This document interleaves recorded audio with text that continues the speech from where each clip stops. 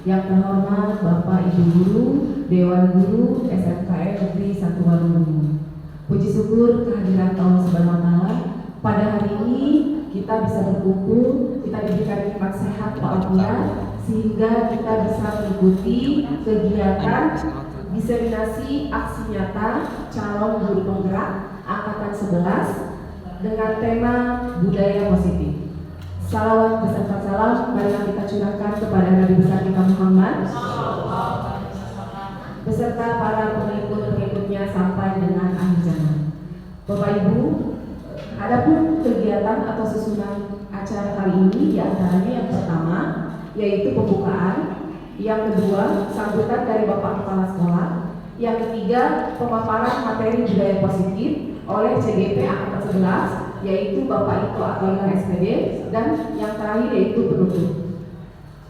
Untuk menginjak acara yang pertama yaitu pembukaan, agar acara kali ini bisa berjalan dengan lancar dan mendapatkan manfaat, marilah kita bersama-sama membacakan basmalah.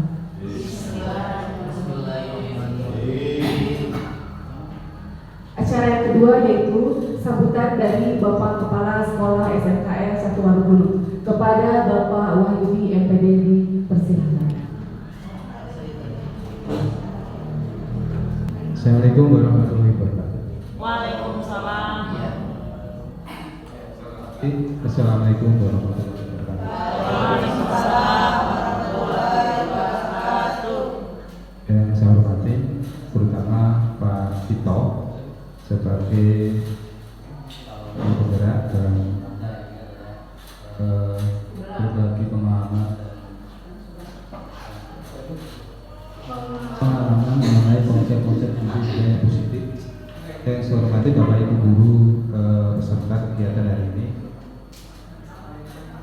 Yang pertama dan utama kita panjatkan puja dan puji syukur kepada Robi, dan hari ini kita bisa berikan kesempatan untuk bertemu dan berpertemuan. Salawat serta salam kita curahkan kepada Nabi besar Muhammad SAW setelah keluarganya dan kita semua sebagai Bapak Ibu yang saya hormati, terutama Pak Ito. Jadi hari ini adalah terkait dengan kegiatan diseminasi yang jelas bahwa SMK dan sekolah itu mengapresiasi kepada Ibu semuanya terkait kegiatan ini. Jadi kegiatan-kegiatan seperti ini kegiatan positif buat kita, tapi karena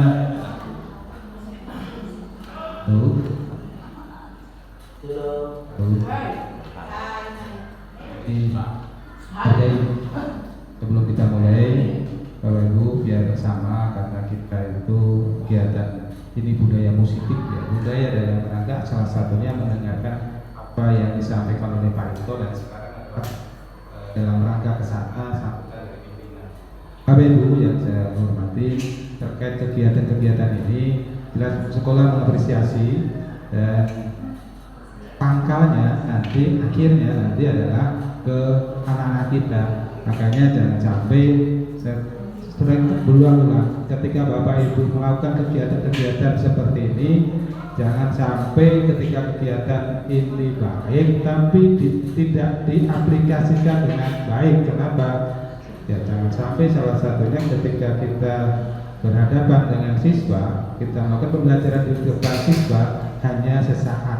Nah, aplikasikan apa yang jadi ilmu Bapak Ibu terkait ya dari sekian guru di SMK 1 Warugunung sebagai guru penggerak, nanti bisa menggerakkan beberapa hal terkait pembelajaran di SMK 1 Warugunung. Jangan hanya sebatas sertifikat yang didapat Bapak Ibu. Jadi ketika diberikan izin Bapak Ibu, berikan izin untuk melakukan guru penggerak, itu bagian dari apa? Bagian dari apresiasi ke Bapak Ibu semuanya untuk melakukan peningkatan kompetensi. Tapi peningkatan kompetensi bukan untuk pilih Ibu saja, Bapak Ibu semuanya, tapi kompetensi yang Ibu dapat bisa didiseminasikan nanti ke teman-teman, dan akhirnya ujungnya pembelajaran lebih baik, dan akhirnya adalah terkait dengan literasi numerasi anak-anak kita juga lebih baik. Jadi akan meningkatkan mutu sekolah kita. Jadi jangan sampai apa yang Bapak Ibu dapat itu didapatkan dengan melakukan kegiatan kegiatan keluar, kemudian meninggalkan karena Anda Bapak Ibu bertugas keluar, diberikan tugas. Nah, ketika sudah selesai, nah itu silakan terapkan di sekolah untuk bangun sekolah. Jadi jangan sampai hanya sebatas ilmu didapat tapi tidak diaplikasi secara utuh di sekolah. Nanti Pak Ito saya pesan setelah dapat ini budaya positif apa yang didapat dari ini bisa diterapkan di sekolah, kemudian gerakkan teman-teman yang belum, gerakkan anak-anak supaya mendapatkan budaya yang positif. Nah, misalnya terkait literasinya, terkait numerasinya, terkait karakternya di SMK 1 Waluyo. Jangan sampai hanya sebatas ilmu tapi aplikasinya kurang. Ya, itu. Jadi saya pesan ke teman-teman, ke Pak Ito semuanya bahwa apa yang kita dapat itu bentuk apresiasi sekolah dan hak sekolah untuk mendapatkan Bapak Ibu melakukan pelayanan sekolah lebih baik lagi karena Bapak Ibu sudah sebagai bagian itu pilihan. Bapak Ibu sudah pilihan di SMK 1 Waluyo. Pilihan berarti silakan lakukan, amalkan yang didapat dari kegiatan-kegiatan yang di luar diklat dan sebagainya sudah itu bisa didiskusikan teman-teman, ketok tular ke teman-teman, kemudian nanti akhirnya ada pengembangan terkait dengan kompetensi anak-anak kita. Ya, itu aja Pak Ito dan semuanya Bapak Ibu. Nanti dilanjut Pak Ito belum suatu acara. Saya Christian, terima kasih. Assalamualaikum warahmatullahi wabarakatuh.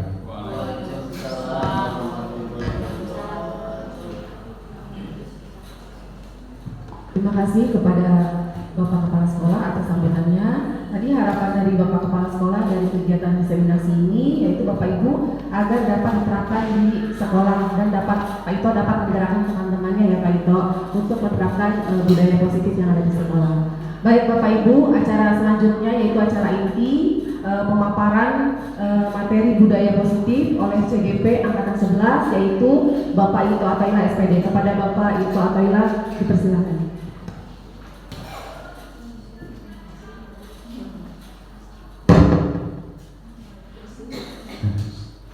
Bismillahirrahmanirrahim. Assalamualaikum warahmatullahi wabarakatuh.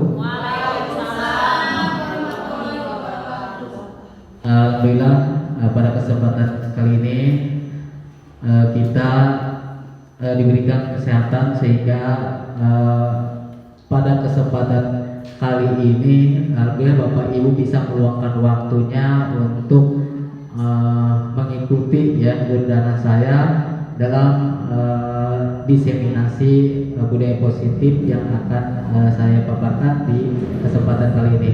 Tak lupa terima kasih kepada Bapak Kepala Sekolah dan Bapak Ibu guru hebat yang saya hormati. Alhamdulillah puja dan puji syukur marilah kita panjatkan kehadirat Allah Subhanahu wa taala yang mana pada kesempatan kali ini kita bisa berkumpul di tempat yang insyaallah diberkahi Allah Subhanahu wa taala dan semoga salawat serta salam tercurahkan kepada junjungan kita yakni Nabi besar Muhammad sallallahu alaihi wasallam serta para pengikutnya hingga akhir zaman dan kita selaku umatnya.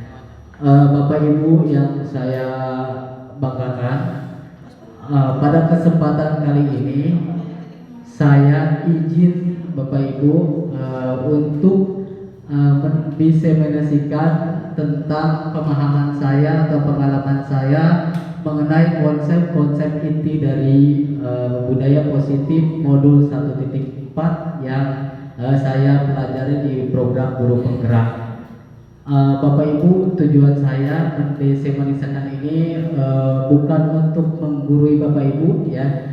Saya yakin Bapak Ibu guru di SMK Negeri 1 Waluyo sekolah kita tercinta ini adalah Bapak Ibu yang hebat, luar biasa di dalam melaksanakan budaya positif di sekolah kita. Pastinya sudah kita laksanakan ya Bapak Ibu.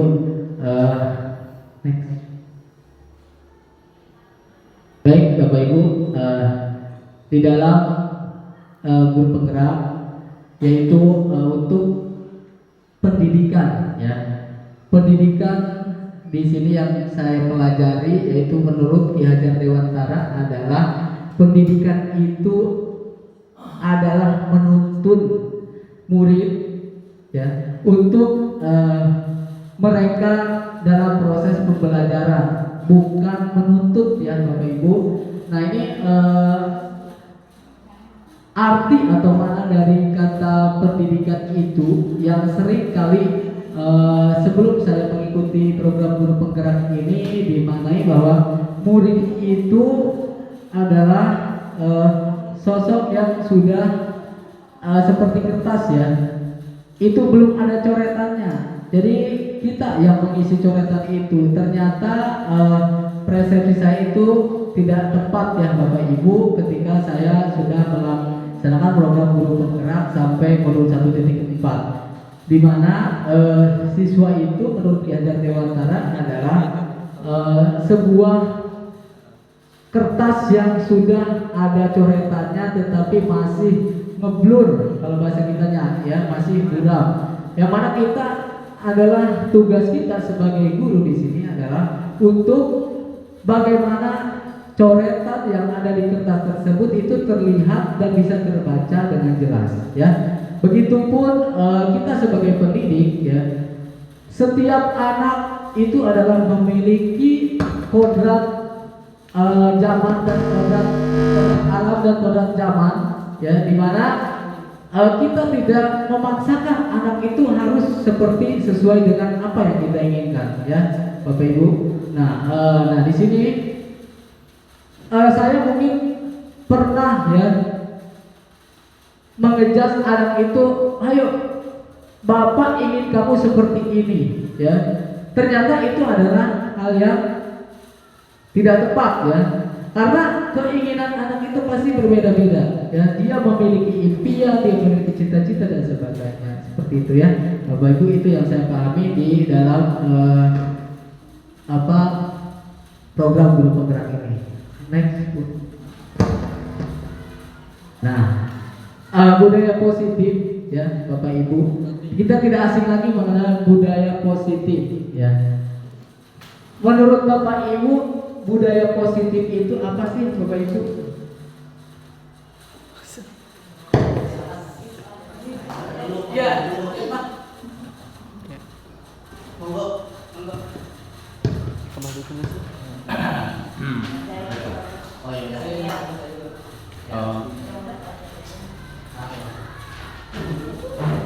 Ya, Assalamualaikum warahmatullahi wabarakatuh. Artinya kalau menurut saya adalah budaya positif itu adalah budaya yang memang sudah ditanamkan oleh sekolah yang harus dilakukan oleh peserta didik. Ya, misalnya apa budaya positif di sekolah kita? Salah satunya kan sekolah kita sudah menanamkan ada jumsi, gitu kan, Jumat bersih, ada jumrah, ada Jumat berkah, itu merupakan bagian budaya positif yang memang sudah diimplementasikan. Jadi artinya itu adalah budaya positif adalah budaya yang memberikan contoh norma atau nilai untuk nilai kebaikan untuk peserta didik. Terima kasih. Terima kasih Pak Jai, sudah begitu lantang dan jelas ya. Ada lagi Bapak Ibu? Tidak ada ya. Baik, Pak Jai tadi sudah memberikan jawaban yang tepat Pak Jai, di mana budaya positif itu adalah di sekolah yaitu nilai dan kebiasaan di sekolah yang berpihak kepada murid ya. Nah, yang berpihak kepada murid di sini yaitu murid itu agar sadar bahwa budaya positif yang kita tanamkan itu adalah bermanfaat bagi dirinya sendiri. Ketika dia melakukan, maka dia harus timbul atas kesadaran diri sendiri ya, bukan atas paksaan atau atas dorongan dari guru atau kepala sekolah atau stakeholder yang ada di sekolah kita ya, seperti itu. Mungkin itu yang bisa saya pahami ya, yang saya pahami di dalam budaya positif. Misalkan di sekolah kita, kata Pak Jai tadi ya, kita sudah menanamkan budaya positif, ada sih ya, ada Jumkah, Jumat berkah, mungkin ya, ada Selasi, ada Jumat bugar ya. Iya, ada curah ya. Nah ini di sini sekolah kita pun pernah mengadakan kalau tidak salah Bu Nunung literasi ya, betul ya? Ya literasi ya, di setiap itu dijadwalkan ya anak-anaknya ya. setiap kelas nanti hari apa dan itu sudah kita laksanakan. Nah, mungkin untuk budaya positif yang sudah ada ya di sekolah kita sudah baik, nanti kita tingkatkan kembali ya Bapak Ibu. Jangan sampai budaya positif yang sudah ada di sekolah kita malah semakin tahun itu saja dan tidak berkembang lagi, seperti itu ya Bapak Ibu. Nah, next Bu. Nah, di sini untuk pemahaman saya terhadap modul 1.4 tentang budaya positif. Di sini ada 7 konsep utama budaya positif. Yang pertama adalah perubahan paradigma belajar, kemudian disiplin positif, dan yang ketiga adalah kebutuhan dasar manusia. Yang keempat itu motivasi perilaku manusia, kemudian yang kelima adalah posisi kontrol guru, dan yang keenam itu keyakinan kelas, dan yang terakhir adalah segitiga restitusi ya. Nah, ketujuh ini konsep akan kita bahas di kesempatan kali ini ya Bapak Ibu. Next, baik Bapak Ibu, untuk konsep yang pertama yaitu paradigma pembelajaran ya, perubahan paradigma pembelajaran. Di mana Bapak Ibu pada zaman dahulu itu sangat berbeda proses pembelajarannya dengan saat ini. Pastinya ya, dari mulai cara belajar, kemudian cara memberikan pembelajaran ya, itu pasti sangat berbeda. Yang mana pada zaman dulu pembelajaran itu hanya memberikan pembelajaran menghitung, membaca, menulis, atau kalau dibilang bahasa kita calistung ya, hanya bisa menulis, menghitung saja ya. Itu untuk kepentingan pada zaman penjajahan seperti itu ya, untuk membantu proses kegiatan produksi dari usaha mereka pada zaman dahulu ya, pada zaman penjajahan. Nah, ini sangat berbeda dengan perubahan yang saat ini, di mana pendidikan harus berpusat pada murid. Artinya pendidikan itu tidak memaksakan bagaimana kita memberikan sebuah proses pembelajaran yang kita inginkan siswa itu inginnya seperti ini loh, gitu ya. Tetapi keinginan siswa terkadang berbeda ya. Saya ingin menjadi pribadi saya seperti ini ya. Nah, itu yang mungkin bukan Bapak Ibu ya, yang saya pernah lakukan. Saya ingin anak itu, kamu harus mampu melakukan ini ya. Nah, ternyata anak itu tidak seharusnya pada saat itu bisa melakukan itu ya.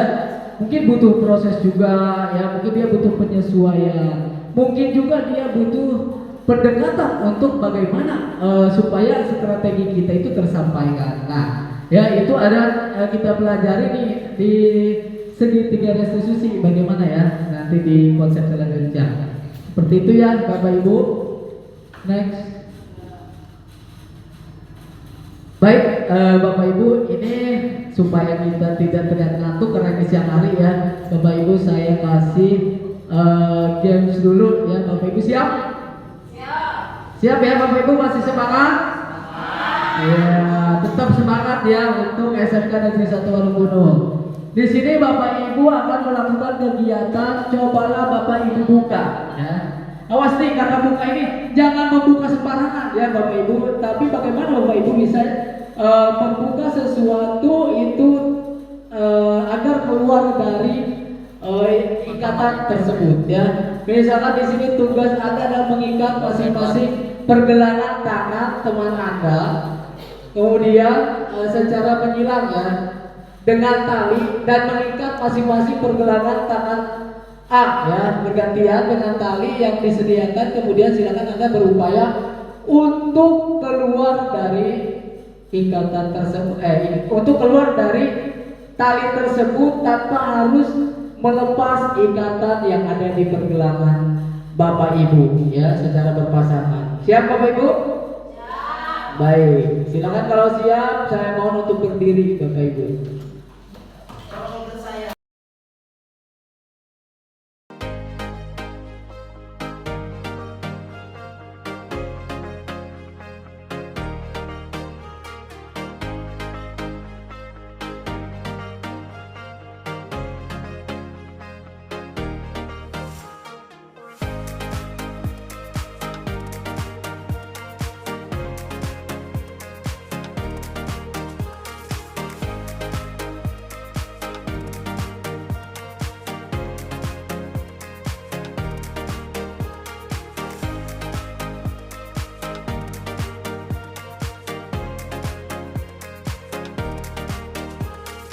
Untuk keluar tanpa membuka ikatan ini membutuhkan proses perjuangan.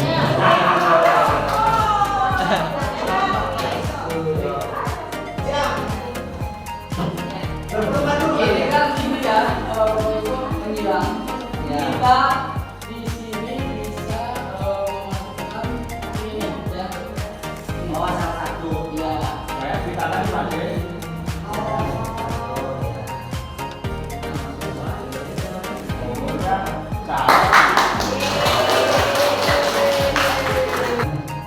Dari games tadi Bapak Ibu, saya ingin Bapak Ibu dapat merefleksikan tadi ya dari games tadi. Apa sih menurut Bapak Ibu gitu di dalam games tadi mengandung apa nih Bapak Ibu ya? Silakan Bapak Ibu. Tadi ada yang bisa membuka, ada yang belum bisa membuka, ada yang bisa tadi ada yang melepaskan tali dan sebagainya ya. Silakan Bapak Ibu.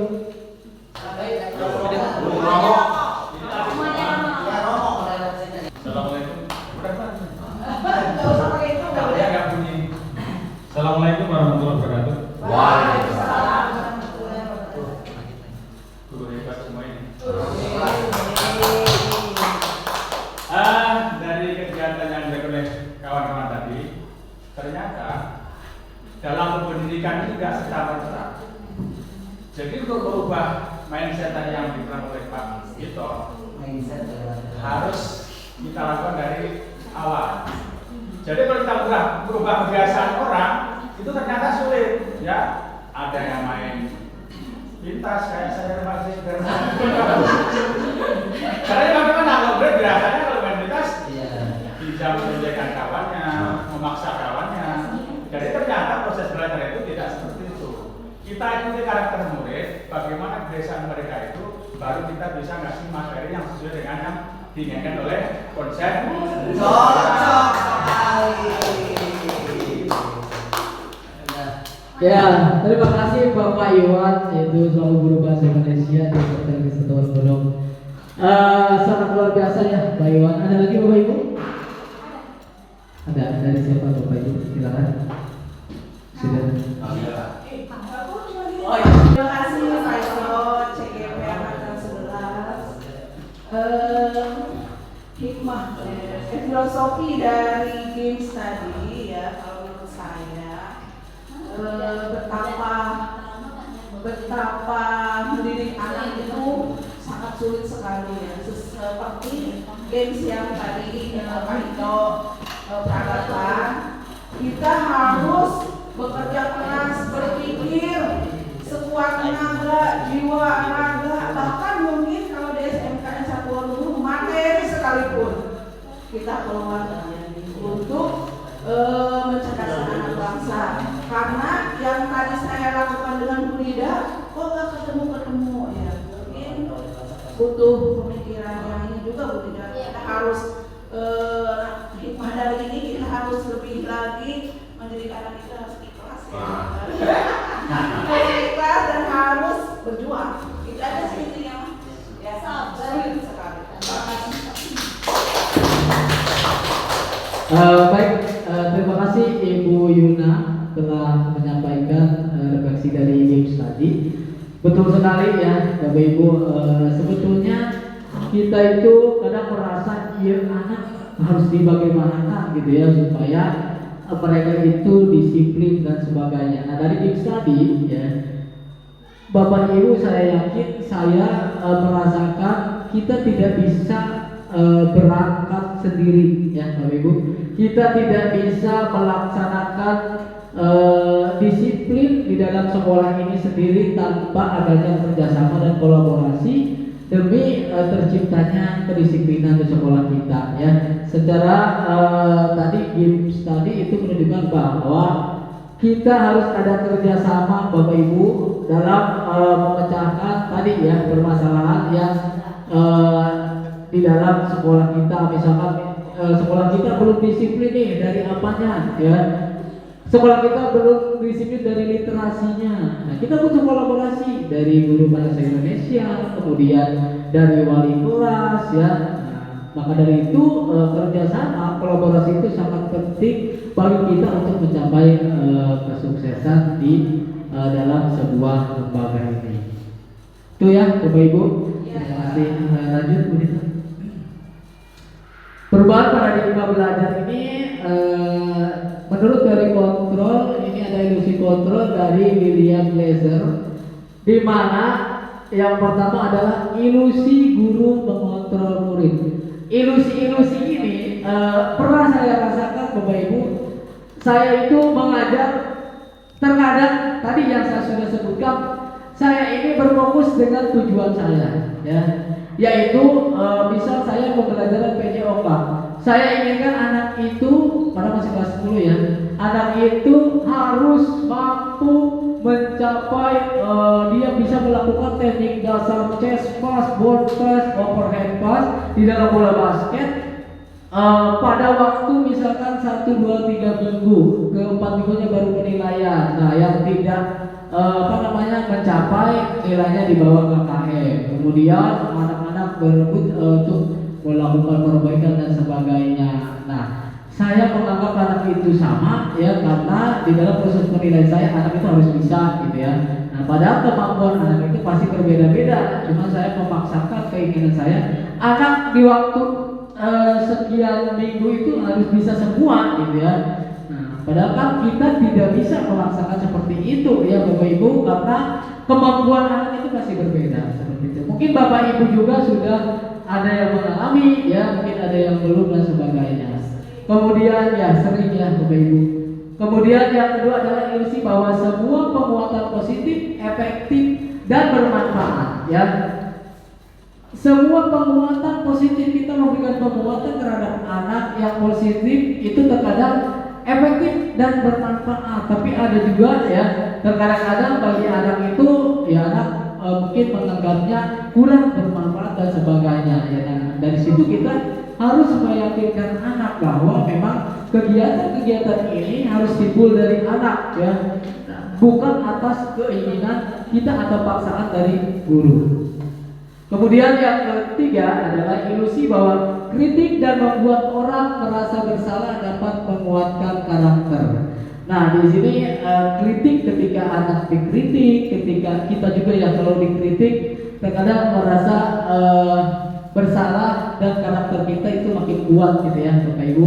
Nah, di situ nanti untuk membuat merasa bersalah itu ada di konsep, ya. Nanti ada di 5 posisi kontrol, ya, seperti itu. Kemudian yang keempat adalah ilusi bahwa orang dewasa memiliki hak untuk memaksa, ya. Betul? Betul Bapak Ibu?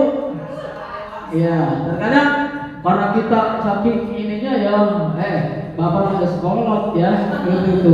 Bapak wajib, ya, pokoknya kamu harus begini, harus begitu, gitu ya. Nah, padahal itu adalah ilusi-ilusi yang kurang tepat, ya Bapak Ibu. Nah, baik itu orang dewasa ataupun masih ininya dikategorikan siswa atau murid, ya, itu sama saja, ya. Jadi kita tidak merasa dewasa untuk memilih hak untuk memaksakan keinginan kita. Seperti itu ya Bapak Ibu. Naik dulu. Nah, Bapak Ibu, disiplin positif yang sudah saya sebutkan tadi mungkin tidak asing lagi, ya Bapak Ibu. Menurut Bapak Ibu nih, kira-kira apa sih disiplin positif? Silakan Bapak Ibu mau menjawab. Bapak Ibu. Baik, Ibu Luli silakan dulu. Oke.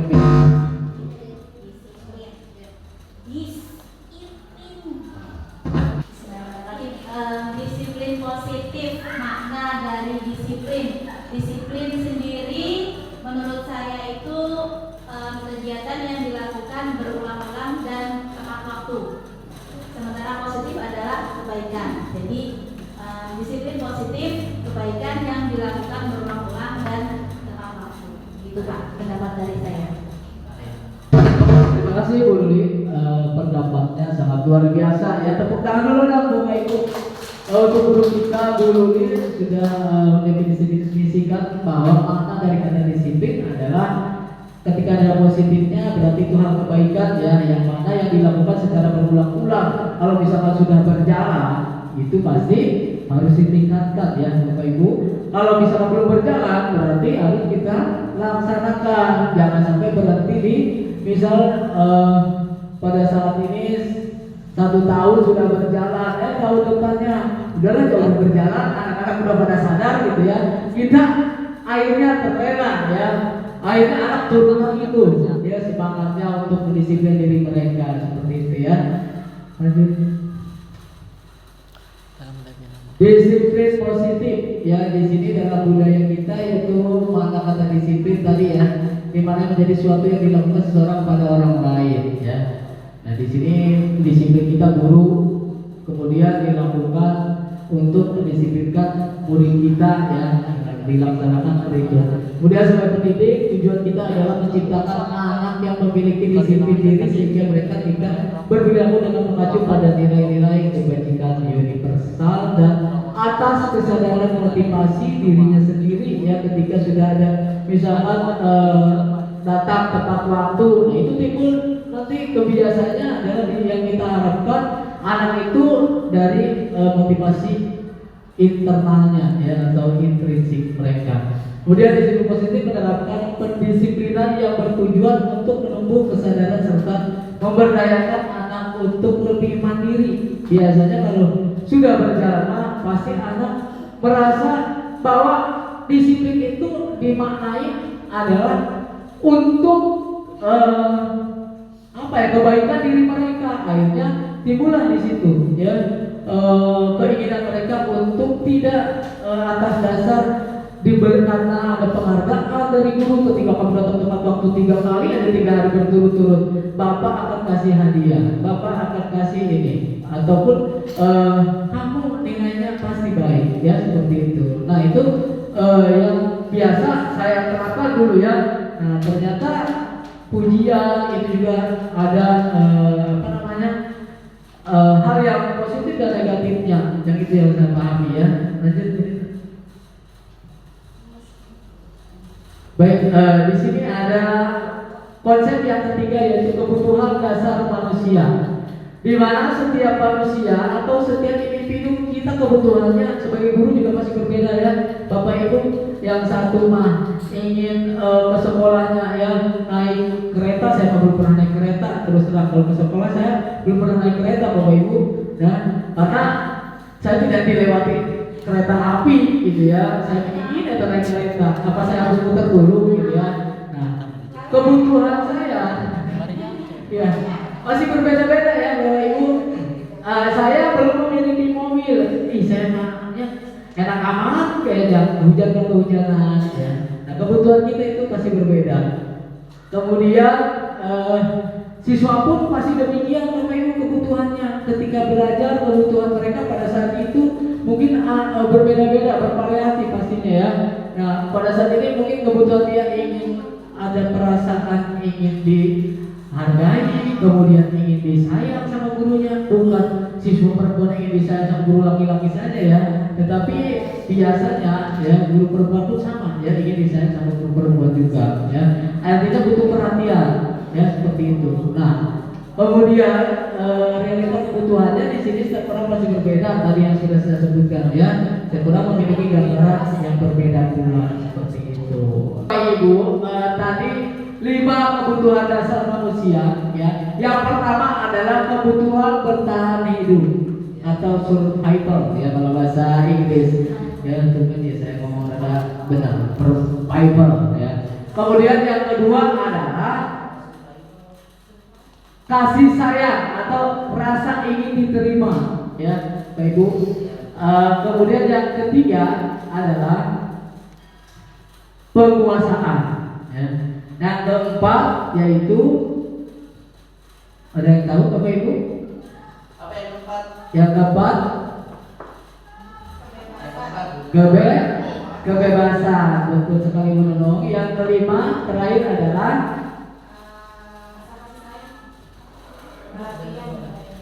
yang kelima yaitu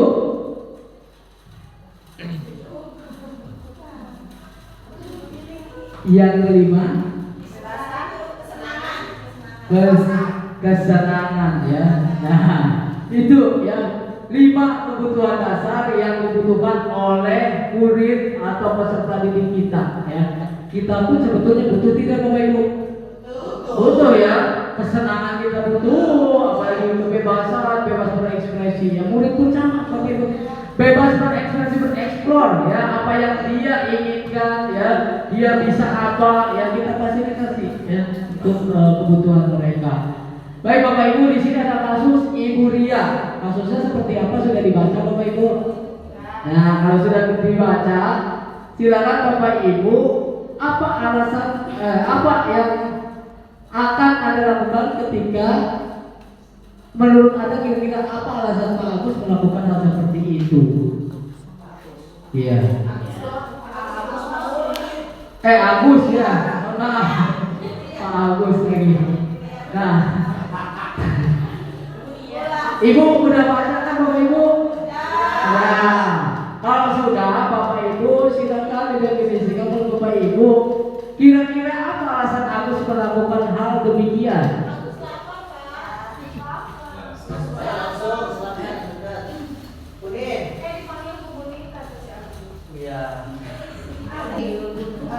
Saya akan coba menjawab dari kasus Ibu Ria yang Ibu Ria mengajar di kelas 6 yang ditemui dengan kasus muridnya yang bernama Agus. Kalau menurut saya mungkin di sini ada beberapa faktor ya mengapa Agus itu yang meminta makan kepada temannya ya secara paksa. Mungkin bisa, kalau menurut saya ada beberapa faktor. Mungkin faktor yang pertama, apakah Agus ini memang tidak dibekali oleh kedua orang tuanya ya, terutama ibunya, itu faktor pertama. Faktor kedua, bisa saja Agus ini sebenarnya ingin menguasai kelas tersebut dengan mencari perhatian kepada teman-temannya. Faktor ketiga, nah mungkin dia juga kurang kasih sayang, mungkin cari perhatian. Nah, kalau menurut saya itu mungkin yang ada yang bisa kita kasih. Assalamualaikum warahmatullahi wabarakatuh. Ada hal yang lain Bapak Ibu? Ada yang lain? Sama ya? Pertanyaannya kan kira-kira apa alasan Agus melakukan hal itu? Ya dikemukakan oleh Bu Nurul tadi alasannya mirip lah seperti sama. Sama ya? Seperti tadi bahwa Agus ini memiliki kebutuhan mungkin yang pertama dia karena saking laparnya tidak dibekali dari rumah akhirnya mengambil punya temannya secara paksa.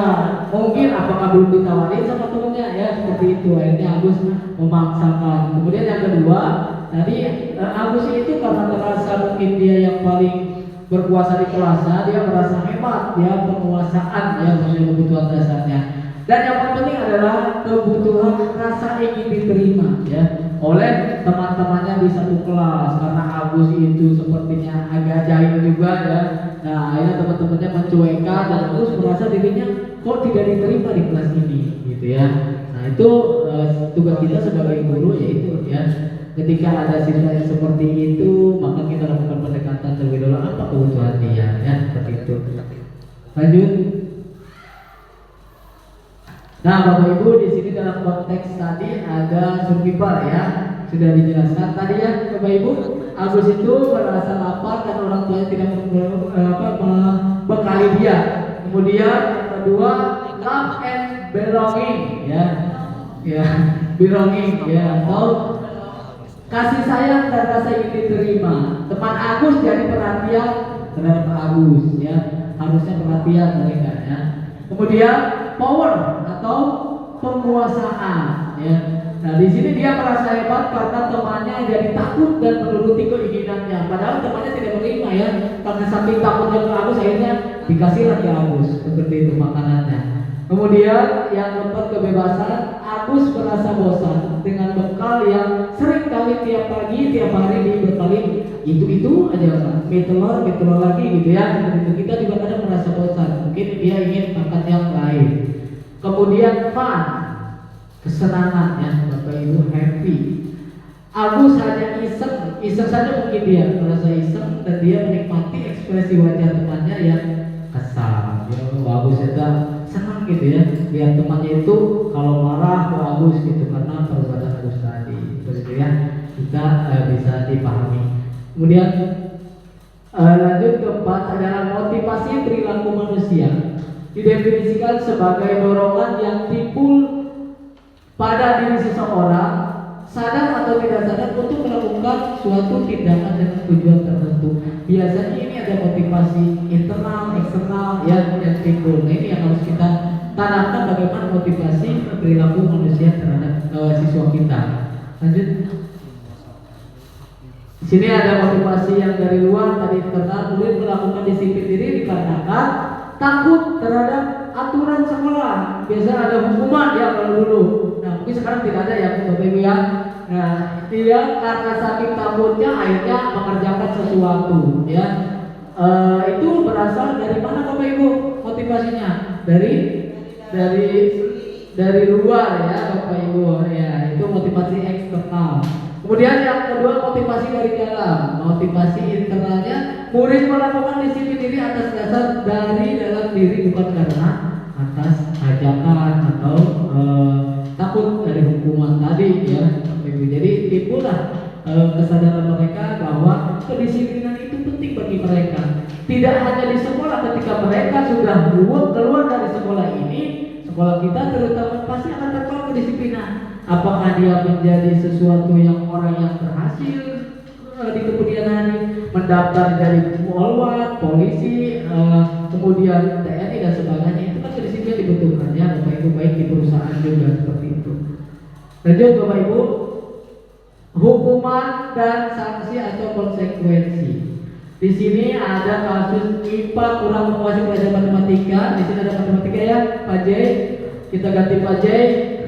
Sehingga pada saat pelajaran tersebut langsung dia lebih banyak berdiam diri atau menggambar sesuatu di buku pelajarannya. Nah pada saat guru matematika kita ingat Pak Seno ya menanyakan pertanyaan IPA menjadi buku dan tidak sengaja menjatuhkan tasnya di kursi ya, dari kaget IPA. Serta tiba-tiba menjadi gagap pada saat berupaya menjawab dari Pak Seno pertanyaannya. Kemudian Pak Seno pada saat itu membiarkan teman-temannya IPA itu tertawa terbahak-bahak menertawakan IPA ya. Jadi si IPA ini merasa malu ya, malah minta IPA untuk maju ke depan dan berdiri di depan kelas sambil menunjuk hidungnya karena tidak bisa menjawab pertanyaan Pak Seno. Nah kelas makin gaduh, acak-acakan dan sebagainya, serta melihat IPA di depan kelasnya memegang ujung hidungnya. Seperti begini mungkin ya Bapak Ibu. Nah itu hal-hal yang menjadi hukuman atau bagaimana ini? Hukuman ya. Nah, karena mereka harus melakukan hal itu gitu. Nah di sini ada guru matematika ya Pak Jai. Apakah Pak Jai setuju dengan tindakan Pak Seno tadi terhadap IPA? Mengapa Pak Jai? Bisa? Ya. Langsung saja ya. Mungkin saya pribadi selaku guru matematika di sini, saya menanggapi dari kasus apa yang disampaikan di depan itu kurang setuju. Kenapa mungkin alasannya kurang setuju? Karena kita selaku guru itu kan pada dasarnya bukan hanya mendidik pengetahuan saja, tetapi kita mendidik lebih ke etika atau perilaku yang dilakukan oleh peserta didik. Di sini kan salah satu yang dapat bimbingan adalah IPA ya. Ya, padahal di sini IPA itu kurang menguasai pelajaran matematika, tapi alangkah baiknya kalau saya selaku seorang guru itu mungkin tidak intinya tidak akan bertanya langsung di hadapan teman-temannya, atau salah satunya mungkin caranya dipanggil kenapa alasannya tidak suka matematika, atau mungkin diidentifikasi alasan kuatnya itu apa gitu. Dan terkadang kalau anak itu kita tanya langsung di hadapan temannya, bukan dia tidak bisa menjawab, tetapi percaya dirinya memang lebih kurang karena tadi lebih rasa malunya itu lebih besar kan.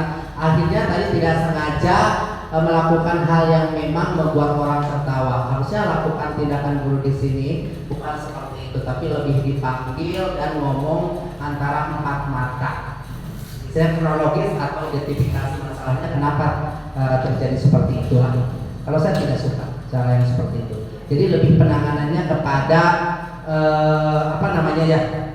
dipanggil secara langsung lah. Baik, terima kasih untuk Pak Jai. Kita aplaus sekali lagi untuk Pak Jai. Untuk jawabannya tadi sangat luar biasa ya Pak Jai.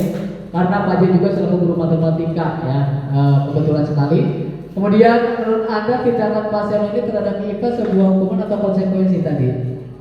Hukuman ya, karena menindak secara langsung ya, seperti itu. Betul apa yang dibilang Pak Jai.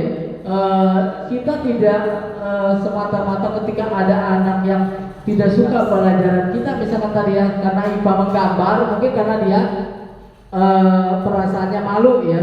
Nah, kita jangan suka menjas secara langsung ya di depan anak-anak ya. Padahal itu kurang tepat ya Bapak Ibu.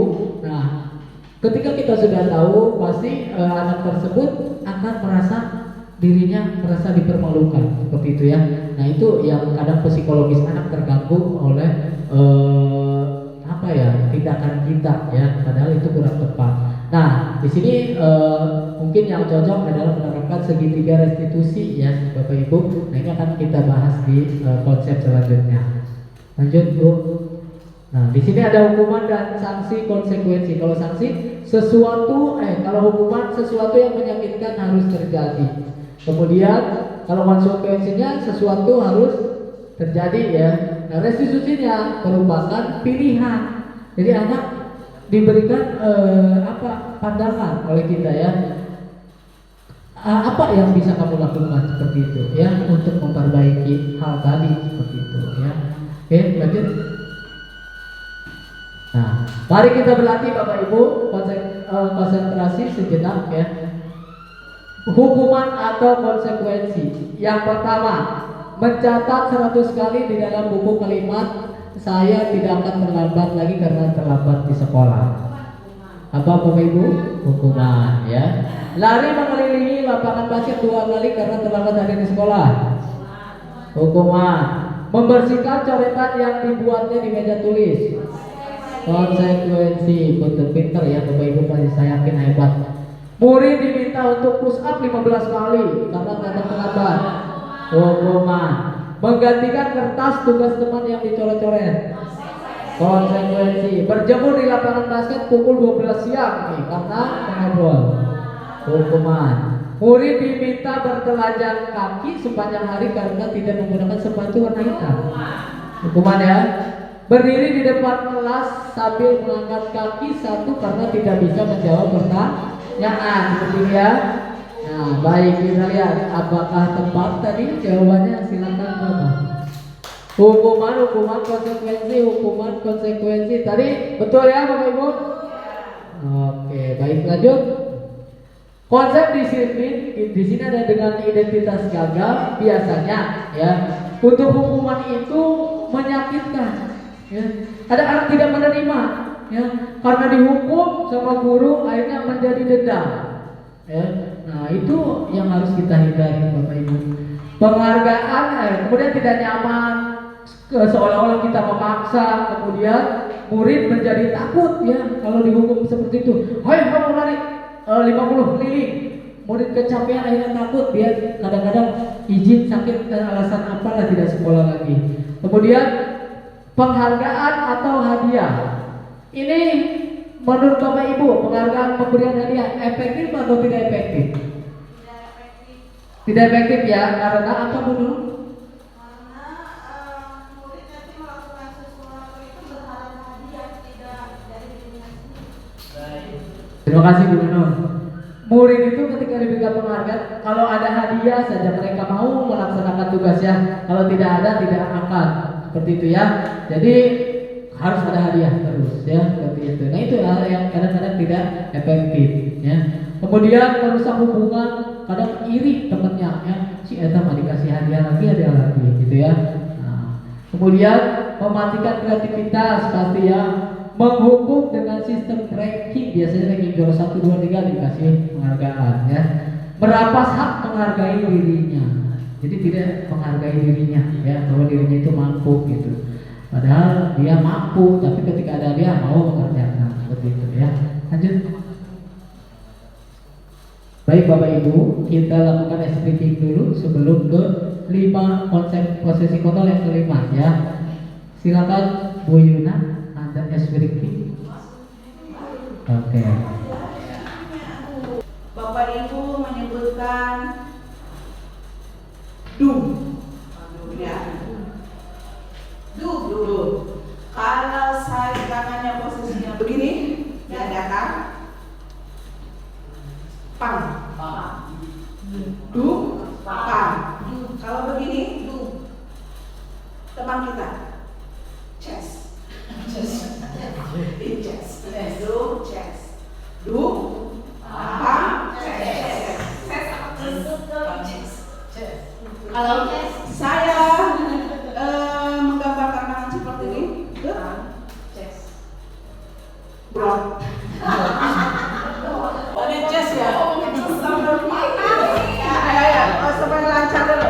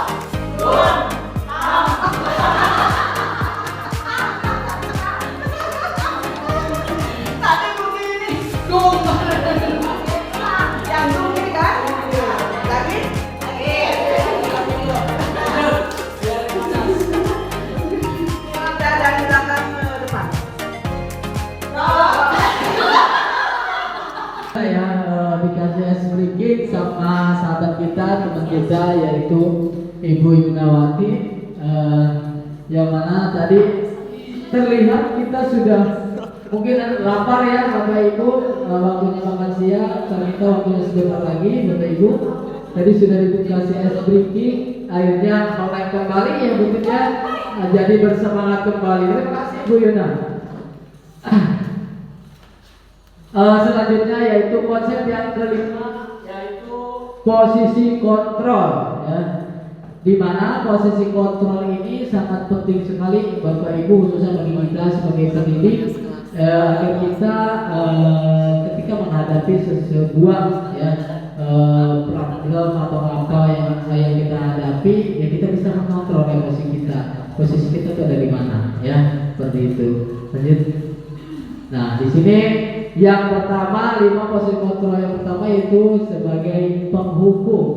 Nah, kita apakah pernah ya posisi di sini? Ya. Seperti gambarnya seperti guru Joko. Iya. Terima kasih Bu Yuna sudah mengingatkan saya. Saya pernah melakukan hal ini Bu Yuna ya. Sebelum saya mengetahui bahwa posisi kontrol ini kurang tepat untuk anak. Di mana ketika anak terlambat, saya suruh anak-anak itu membersihkan lapangan terlebih dahulu kalau ada air yang becek-becek. Kemudian anak karena terlambatnya lebih dari 10 menit, anak itu saya tugaskan terlebih dahulu untuk lari zigzag ya 20 kali, push up, kebugarannya terus ikuti. Padahal saya tidak menanyakan kondisi anak itu waktu itu seperti apa gitu. Akhirnya anak-anak seperti kewalahan dan dehidrasi ya, seperti itu. Kalau pingsan kebetulan tidak ya. Saya pas lihat sudah ketayangan, alhamdulillah saya ini lagi ya. Nah, jangan sampai nanti seperti itu ya Bapak Ibu. Ya. Kemudian selanjutnya yaitu posisi sebagai teman. Ini baik tidak Bapak Ibu posisi ini? Sebagai teman baik. Ada baiknya, ada yang kurang. Ya, kita bisa memposisikan ya pada saat seperti apa kita harus menjadi teman bagi mereka, peserta kita ya. Nah, jangan setiap hari menjadi temannya saja ya, seperti itu. Kemudian posisi pembuat merasa bersalah. Seperti apa kan? Jangan kayak tadi apa namanya? Iya. Adjustment ya, adjust anak ketika anak melakukan itu mana gitu ya. Nah, itu kadang-kadang Sering loh. seperti ini ya. Nah, kadang saya pun seperti itu Bu ya. Saya berusaha memahami ini, akhirnya kok anak sepertinya ketika dia ceria pas ditanya begitu, Sudah kelihatan banget. Kesurupan harusnya. nah akhirnya ya. Bukan itu ngomongnya ya. Seperti itu Bapak Ibu. Kemudian pemantau, yang keempat adalah pemantau. Yang keempat yaitu sebagai pemantau. Seperti apa pemantau Bapak Ibu? Oke. Mengawasi, mengontrol tadi ya. Gitu. Iya, peserta didik seperti itu. Kemudian yang terakhir adalah posisi manajer. Kalau pemanajer itu ya ketika di perusahaan ya, manajer itu seperti apa Pak Jen? Mengayomi. Iya, mengayomi ya, berikan gaji ya. Gaji. Iya, ya. Ini yang paling disenangi. Iya, paling disenangi bagi anak ya. Nah, posisi apa yang menurut Bapak Ibu paling baik kita terapkan ke anak? Posisi manajer ya, tidak menjudgment langsung anak ya, posisi manajer itu. Jadi anak dibawa terlebih dahulu ditanya, kenapa sih kamu melakukan hal itu gitu. Mungkin punya alasan ya. Nah, dikasih perbuatan dari situ. Kemudian dipancing untuk anak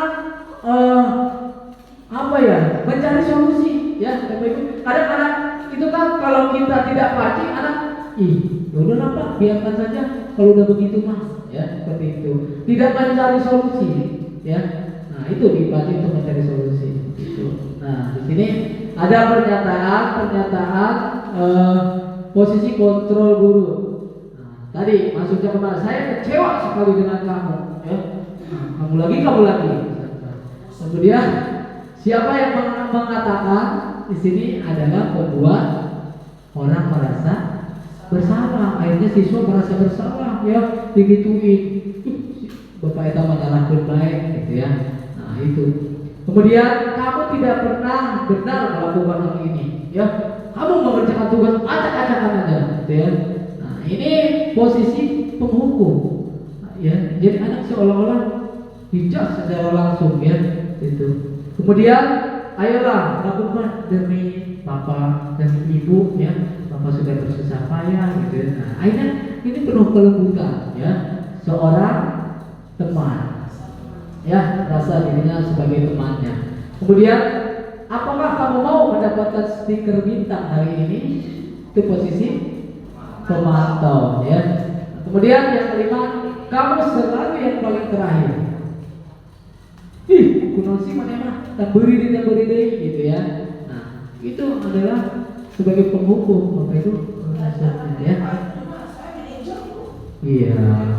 Iya, Bu Yuna pernah melaksanakan itu ya sebagai manajer ya. Nah, itu sangat apresiasi sekali Bu Yuna ya. Tingkatkan lagi Bu Yuna. Ya, oke, tetap bersemangat ya. Lanjut. Nah, di sini contohnya itu ya, penerapan 5 kontrol. Murid tidak memakai atribut lengkap saat upacara. Ya, pasti banyak ya di kita Bapak Ibu. Nah, kita sebagai pengumum patuhi aturan sekolah, lalu berdiri setelah upacara, dikumpulkan sama kita ya. Suruh berdiri, hormat ke bendera. Nah, itu adalah posisi penghukum ya. Kemudian posisi teman, bagaimana? Ayolah yang tertib. Buat Bapak Ibu bangga kali ini. Kamu gak apa-apa kali ini ya, tapi lain kali kamu pakai tuh yang atributnya gitu. Nah, itu posisi teman ya. Kemudian membuat merasa bersalah.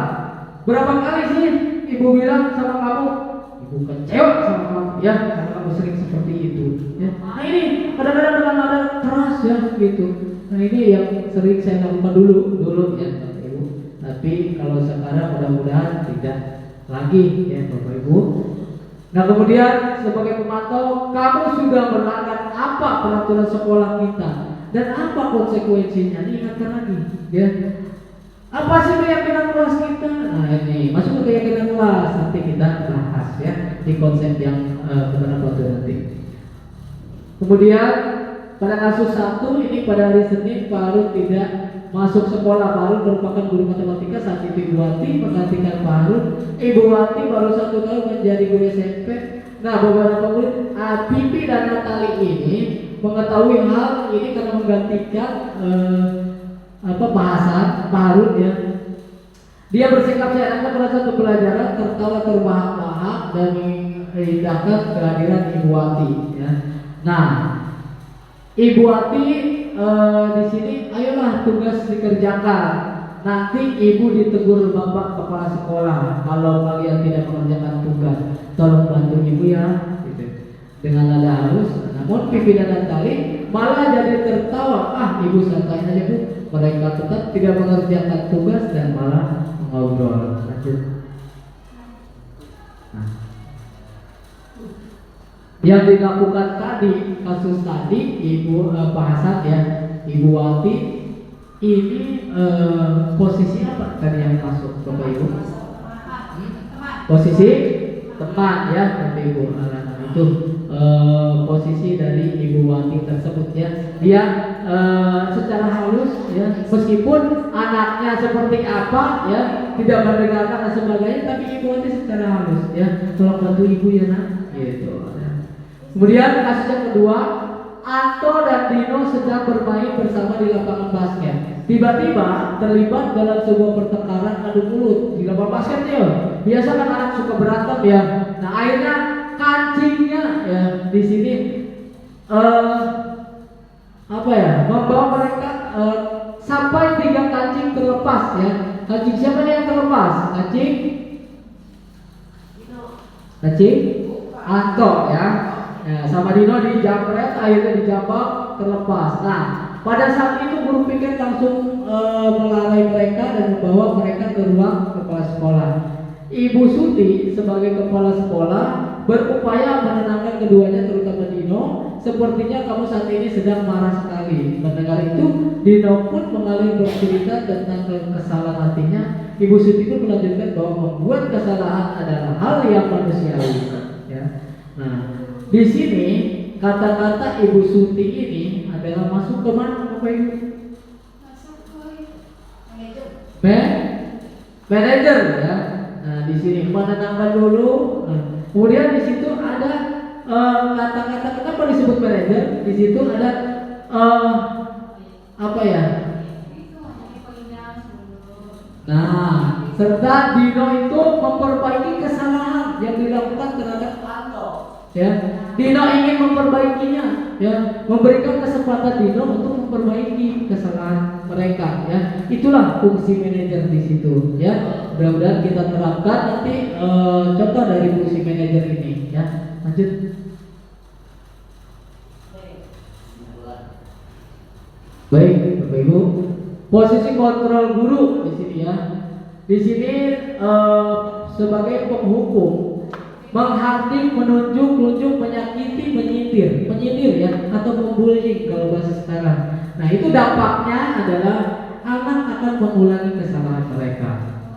Kemudian pembuat merasa bersalah, berceramah dan mengatakan seharusnya ya kamu seperti ini, ibu kecewa sekali sama kamu. Nah itu sering pernah terjadi ya. Dampaknya apa Bapak Ibu? Anak merasa rendah diri, tidak mandiri. Ya, nah, anak merasa kesal, kadang dendam dan sebagainya. Ya. Kemudian posisi teman, membuatkan alasan-alasan untuk muridnya. Ya, seperti tadi ya, Bapak Ibu sebagai teman itu, kamu pasti punya alasan, gitu ya, mendekati mereka dan sebagainya. Kemudian dampaknya apa? Lemah, tidak mandiri, tidak ketergantungan. Ya pasti ya. Lemah, tidak mandiri dan tergantungan. Kemudian pemantau, ya, guru berbuat penghitung dan mengukur, ya. Apa peraturannya? Kemudian dampak ini adalah menitik beratkan pada saksi atau hadiah untuk dirinya, ya. Pemantau itu ya menitik beratkan pada saksi atau konsekuensi hukuman pemberian hadiah, penghargaan dan sebagainya. Ya. Kemudian yang terakhir adalah identitas berhasil atau kontrol diri, yaitu posisinya manajer di sini mengajukan pertanyaan-pertanyaan. Nah dampaknya di sini mengevaluasi diri, anak bisa mengevaluasi dirinya bahwa kesalahan mereka itu bisa mereka tahu bahwa mereka itu bersalah. Kemudian bagaimana cara memperbaiki diri? Nah, memberikan kita memancing untuk anak bisa memberikan solusi ya terhadap anak menemukan solusi dalam dirinya seperti itu. Lanjut. Poin ke-6 ya, di sini konsep ke-6 itu adalah keyakinan kelas. Nah, Bapak Ibu di keyakinan kelas ini, Bapak Ibu sudah membuat keyakinan kelas? Sudah ya, pasti sudah. Nah, karena biasanya keyakinan kelas itu dibuat di mana Bapak Ibu? Di awal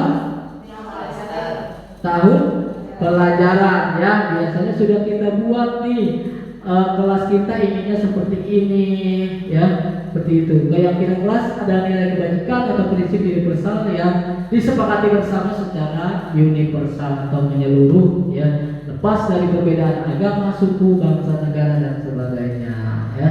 Itu menurut dosen suatu keyakinan akan lebih memotivasi seseorang dari dalam atau intrinsik, seorang akan lebih bersemangat untuk menjalankannya seperti itu ya Bapak Ibu. Lanjut. Sini di budaya positif ada peraturan kelas, keyakinan kelas dan lingkungan yang positif yang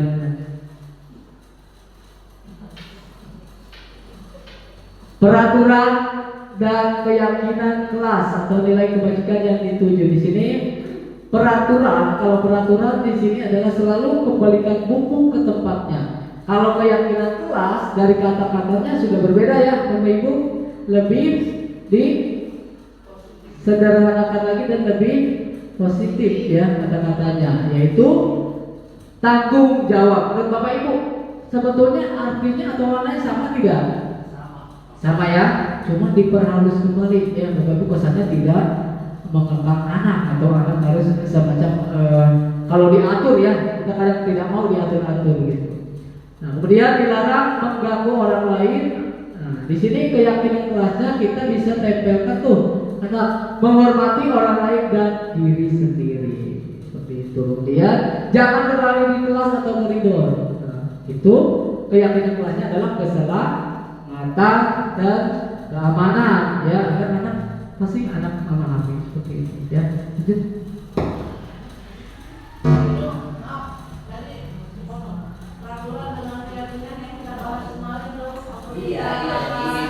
Iya. Ya, Bapak Ibu, di tata tertib kita sudah buat ya Bapak Ibu. Nah, keyakinan kelas ya, kita membuat ini pasti butuh kolaborasi ya, jadi kita kerjasama. Nah, sangat bagus sekali kemarin rutinnya ya sudah ya. Iya. Iya.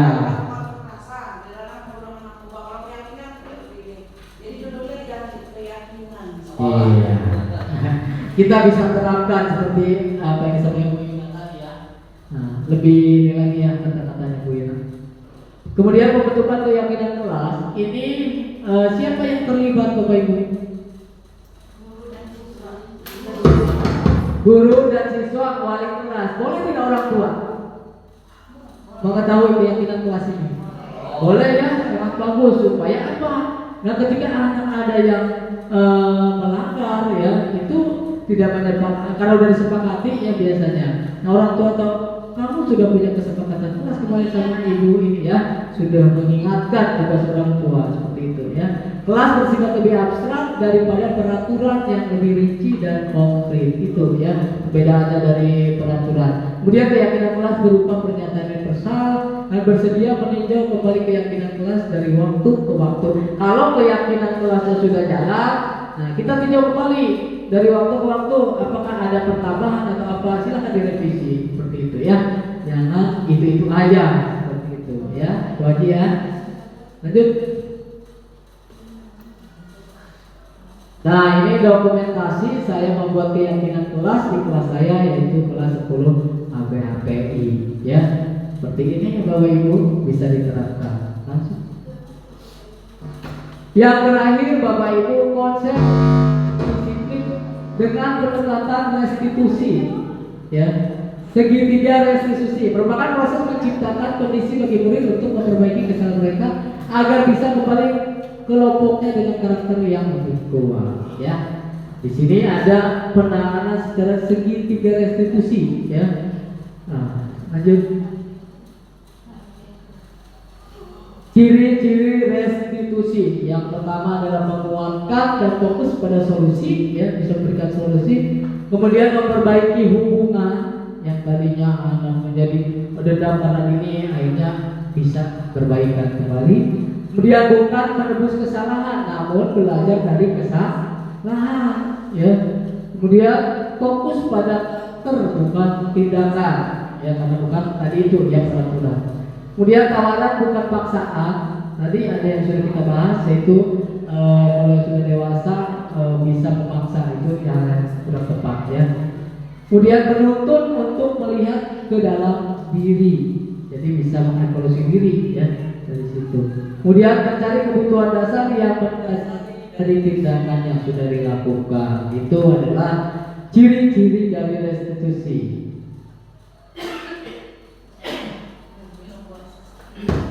Nah, Bapak Ibu, untuk restitusi ini, ketika kita melakukan restitusi pasti ada manfaatnya, ya. Yang pertama tujuannya adalah membantu murid menjadi lebih memiliki tujuan, ya, atau disiplin, ya. Disiplin positif serta memulihkan dirinya setelah mereka berbuat suatu kesalahan, ya. Jadi mereka bisa tadi itu mengevaluasi dirinya, ya, untuk mendisiplinkan dirinya kembali. Kemudian yang kedua, membantu murid untuk jujur pada diri sendiri dan mengevaluasi dampak dari kesalahan yang dilakukannya, ya. Berlaku jujur bahwa apa yang saya lakukan itu salah, Pak, gitu, ya. Saya minta maaf dan sebagainya. Kemudian yang ketiga, memberikan penawaran bukan paksaan. Jadi penawaran tuh solusi apa? Ya, seperti itu. Baik, lanjut. Nah, di sini ada segitiga restitusi. Tahapannya yang pertama adalah menstabilkan identitas, ya. Yang kedua adalah validasi tindakan yang salah. Kemudian dan yang ketiga menanyakan keyakinan apa yang sudah kita sepakati, gitu, ya. Nah, itu diingatkan kembali. Lanjut. Nah, untuk tahap yang pertama menstabilkan identitas ini, berbuat salah itu tidak apa-apa. Semua orang pasti pernah melakukan kesalahan. Itu kata-katanya, ya, kalimatnya. Tidak ada manusia yang sempurna di dunia ini, ya. Yang sempurna hanya rokok, ya, seperti itu. Mungkin seperti itu, ya. Nah, sempurna ya kalau rokok. Nah, saya juga pernah melakukan kesalahan seperti itu. Tadi itu yang kita bahas. Kemudian kita bisa menyelesaikan ini, ya. Ini untuk menstabilkan identitas, ya. Jadi menenangkan mereka, ya. Itu jangan menjudge secara langsung, karena itu akan mengakibatkan psikologi mereka, psikis mereka itu terganggu, ya, sebetulnya. Lanjut. Yang kedua, validasi tindakan yang salah. Untuk kalimatnya, contohnya, kamu pasti punya alasan melakukan demikian. Misal contoh, kenapa kamu bolos, ya? Nah, kamu pasti punya alasan. Apakah alasannya seperti apa? Nah, ini pasti berbeda-beda, ya. Yang pasti anak itu harus kita tanyakan terlebih dahulu, ya. Apa alasan mereka? Gitu. Lanjut. Yang ketiga adalah menanyakan keyakinan. Di sini keyakinan, kesepakatan kelas yang sudah diyakini, disepakati oleh mereka. Apa yang kita percaya sebagai kelas kita atau keluarga, kemudian apa nilai-nilai umum yang kita telah sepakati, diingatkan kembali, ya, Bapak Ibu, tentang kesepakatan yang sudah kita laksanakan ketika kita melihat ada anak yang memang melakukan sesuatu hal yang kurang baik, seperti itu, ya.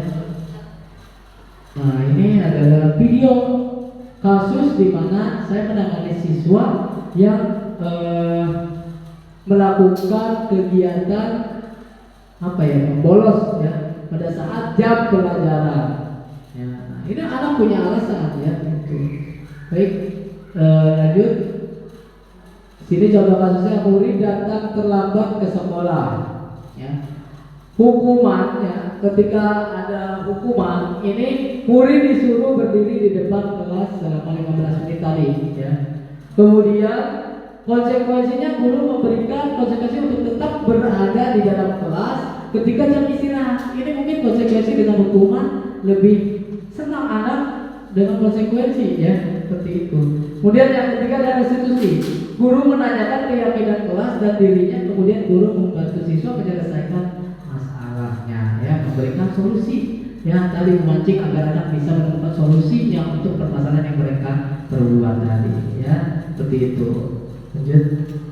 Baik Bapak Ibu, saya minta Bapak Ibu satu orang untuk merefleksikan kegiatan yang saya sampaikan tadi di dalam kegiatan diseminasi budaya positif modul 1.4 yang telah saya paparkan tadi. Silakan Bapak Ibu, mohon untuk satu orang merefleksikan. Kita merefleksikan bentar. Ya tadi apa sih Bu terus merefleksikan. Jadi berbeda orangnya. Refleksi pada siang hari ini dari awal hingga akhir, di mana tema siang ini adalah tentang budaya positif, dimulai dari bisa dari luar maupun dari dalam. Cuma kita harapkan ini dimulai dari dalam diri sendiri dengan membuka perspektif di taraf besar ini. Semoga saja dengan adanya program-program dari SMK Sekolah Gunung dari Jumat Bersih ya, banyak semua itu bisa tumbuh kesadaran di masing-masing sehingga tidak ada lagi guru yang istilahnya mengajak secara paksa guru tersebut dalam guru tersebut. Jadi diharapkan nanti kita semua tadi di permainan tali bahwa kita perlu pengorbanan dan perjuangan agar budaya positif ini tumbuh menjadi sebuah kesadaran dan kebiasaan sehingga menjadi budaya di sekolah kita. Amin ya robbal alamin. Itu saja yang bisa saya sampaikan refleksi di siang ini. Lebih kurangnya mohon maaf dan juga assalamualaikum warahmatullahi wabarakatuh. Baik, terima kasih kepada Pak Alfian sudah merefleksikan kegiatan saya hari ini, yaitu tentang budaya positif, yang mana kata Pak Alfian kita alhamdulillah sudah menjalankan budaya positif ya di sekolah kita.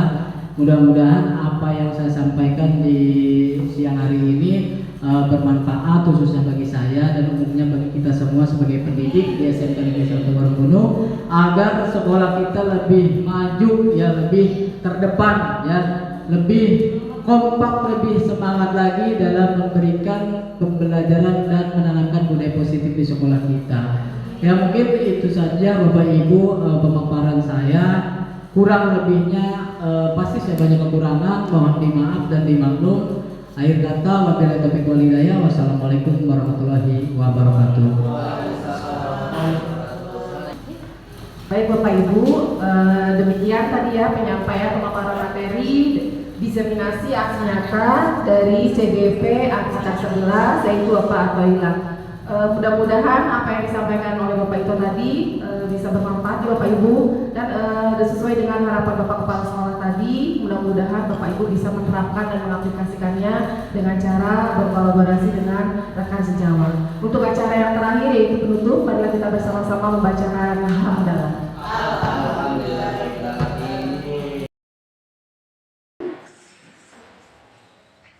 Sebelum kita mulai acara, silakan dipimpin doa terlebih dahulu.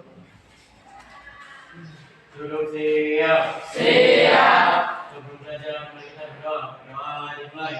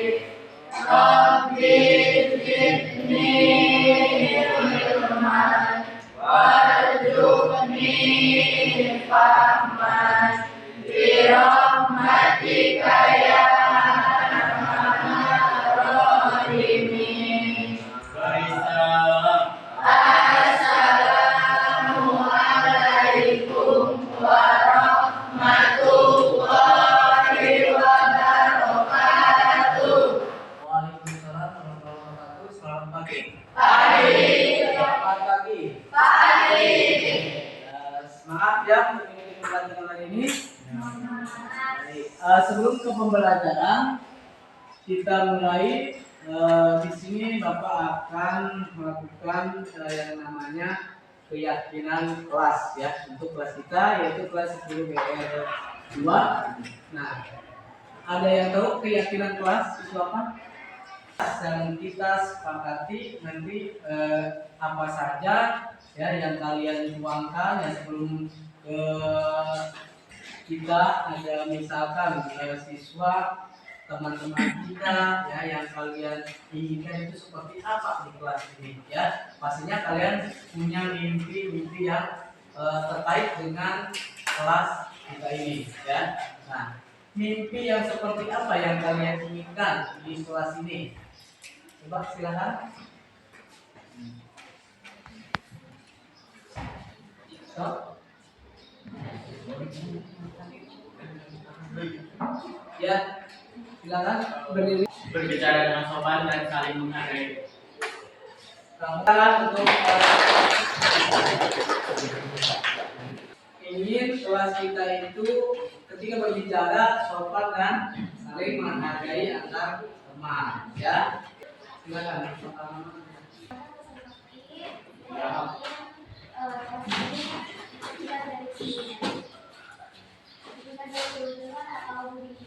Ya. Terima kasih. Silakan kembali. Sophie menginginkan kelas ini terhindar dari perundungan atau bullying ya. Jadi gimana siswa ketika pembelajaran ya, melakukan pembelajaran dengan baik ya, menghindari yang namanya bullying, ya, saling menghargai ya, menghindari dan sebagainya. Baik, kalau kita membacanya satu persatu mungkin waktu ya tidak selesai, maka Bapak akan membagikan sedikit note. Nanti kalau sudah selesai diisi, silakan ditempel di bagian ini ya.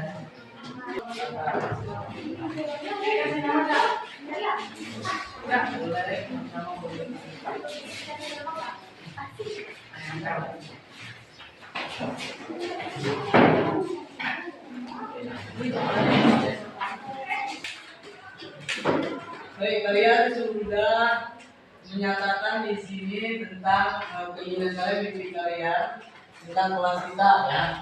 Sini Bapak bacakan ada yang dari mimpi menjaga kebersihan kelas, kemudian serius saat belajar, boleh keluar masuk kelas dengan izin guru, ya, kemudian tidak boleh saling menghargai antara guru dan siswa, kemudian menjadi kelas yang maju dan kompak ya, kemudian keluar masuk kelas dengan izin guru. Nah, di sini ada selanjutnya ada nilai-nilai kebajikan ya yang kita harus terapkan, yaitu ada bekerja sama ya, kemudian saling menghormati, saling menghargai ya, gitu ya. Nah, nanti ini masuknya ke nilai-nilai kebajikan yang mana ya, nanti kita kelompokkan. Nah, di sini ada saling menghargai antar guru dan siswa ya, kita kelompokkan, berarti saling menghargai ya. Kemudian ada menjadi siswa taat dan patuh dalam peraturan kelas ya. Menjadi siswa yang taat dan patuh, masuknya ke nilai kebajikan yang mana ini? Patuh. Nah, ke mana ayo? Kemudian berbicara dengan sopan dan santun. Ya, sama.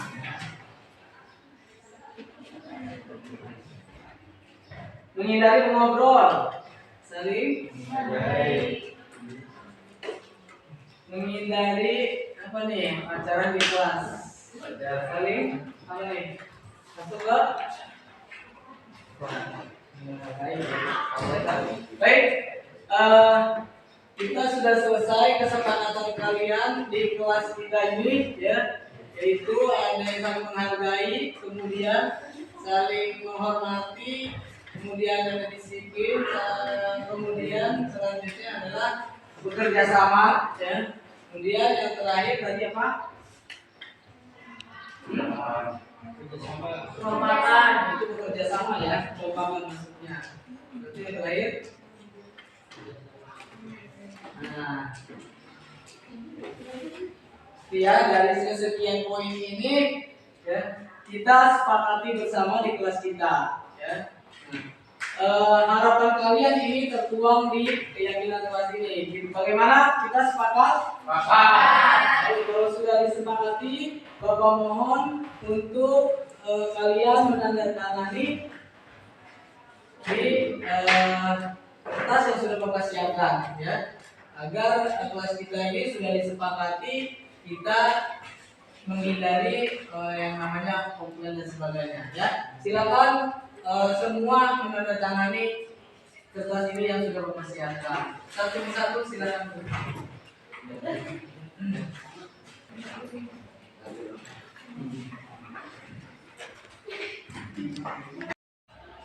Baik, assalamualaikum warahmatullahi wabarakatuh. Waalaikumsalam.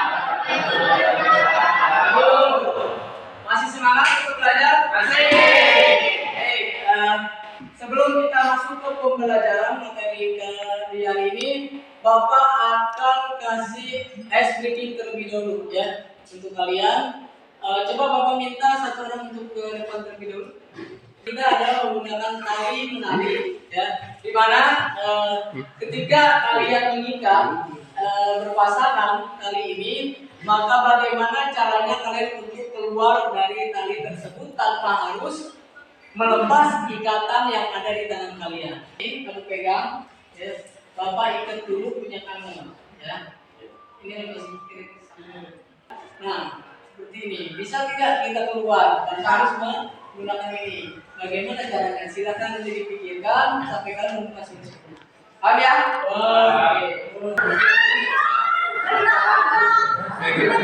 Oke.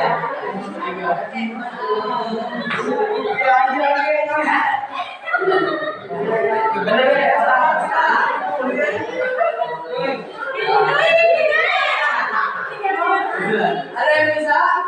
Apa? Baik. Ini ada bisa dalam keluarnya, ya, dengan cara masukin tali ini, kemudian masukin, lepaskan, lalu di, ya, ya. Oke, tepuk tangan dulu.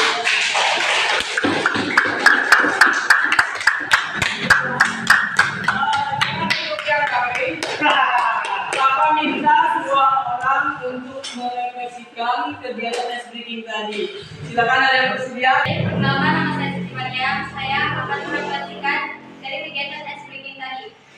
Dari kegiatan tadi, saya dapat menyimpulkan bahwa untuk menjadi seorang wirausahawan yang sukses, kita harus memiliki daya juang dan mampu berkolaborasi juga bekerja sama untuk memecahkan suatu masalah. Terima kasih. Baik, terima kasih untuk Mariam. Baik, Pak, perkenalkan nama saya Marco dari Sulung. Saya dapat dari kegiatan ekspedisi tadi, saya dapat menyimpulkan untuk menjadi seorang wirausaha yang handal, kita memerlukan kolaborasi dan kerjasama yang baik. Terima kasih. Baik, oke, terima kasih. Dari kegiatan tadi kita bisa menyimpulkan bahwa kita tidak bisa sendiri, ya. Harus adanya kerjasama, kolaborasi, dan butuh perjuangan yang tinggi, ya, memiliki daya juang untuk mencapai kesuksesan seorang wirausaha. Ya, itulah refleksi dari kegiatan ini tadi. Karena itu kita cukupkan speaking ini, lanjut kita ke materi.